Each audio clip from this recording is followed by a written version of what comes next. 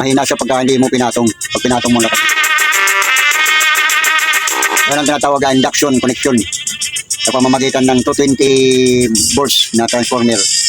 Output niya 12. Pero kung makakuha ka ng mas 110 lang na transformer, mas malakas ang tunog.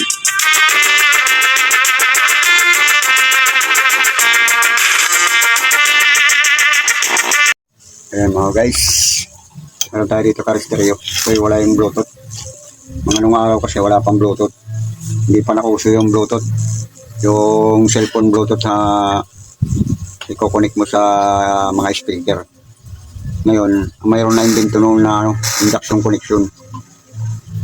Mayroon silang na-imbento na pag ipinatong mo lang, lalakas na yung tunog sa cellphone. Tulad nito. Yan, halos di marinig. Parang mahina lang. Para mapalakas mo siya, papatong mo lang dito. Ayan. So, lumakas siya. Pag dinayo mo, wala. Ayan. Lakasan natin ang konti. Ayan ang mahina lang, ganyan ang tunog. Pero pag pinatong mo,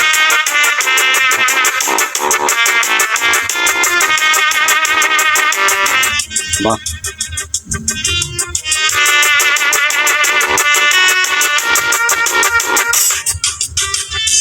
Mahina siya pag hindi pinapatong. Ngayon ang ginagawin induction connection. Induction connection.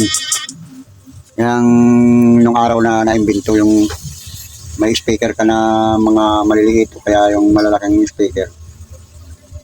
Naimbento nila yung connection na ano.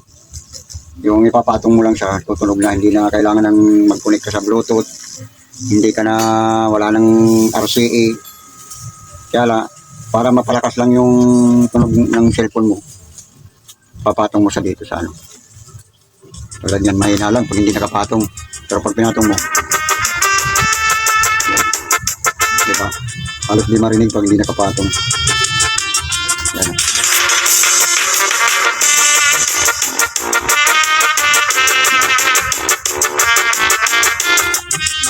Yan ang mga naimbento ng araw. Kasi nalaman ko na rin na alam mo ang ginawa ko. Yung transformer na 220 na 12 volts out to 12 volts to 20 volts na transformer. Yun ang pwede mong gawin na ano. Gawin mong induction connection.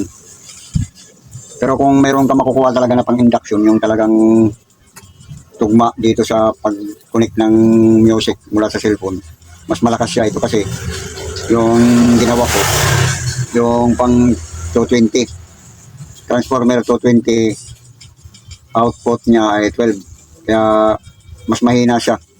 Meron talagang ano lang, yung kung 110 ang makukuha mo, yung transformer na 110 lang, tapos 12 volts ang out, yung mas malakas yun. Ito kasi 220, kaya ganun lang siya kalakas. Ayan. Pagka, halimbawa, ito ganyan lang kalakas, gusto mo mapalakas ng ano, ipapatong mo lang siya. Ba?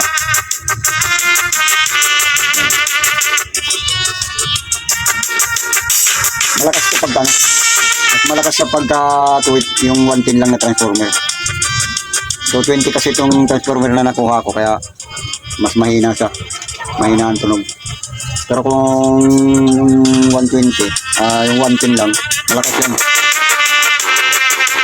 Malakas naman din ito, kaya lang. Mas ma-triple yung lakas niya. Mas triple yung lakas niya sa hindi nakapatong. Ayan, pag nakapatong siya.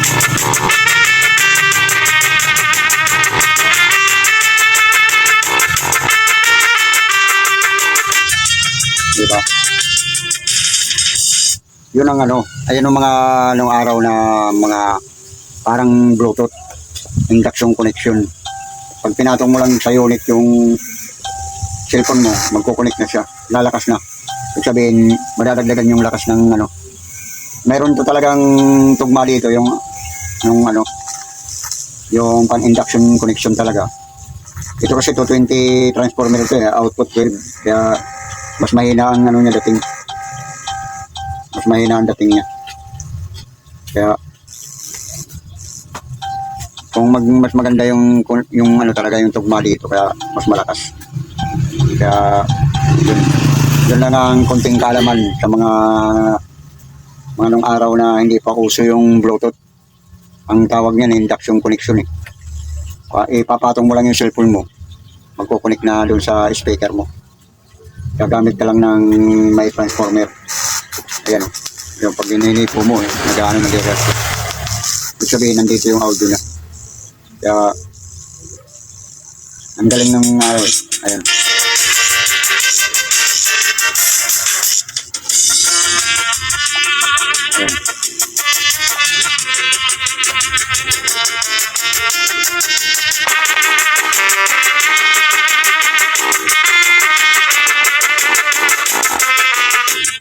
Kaya, mahina. Pag pinatong mo,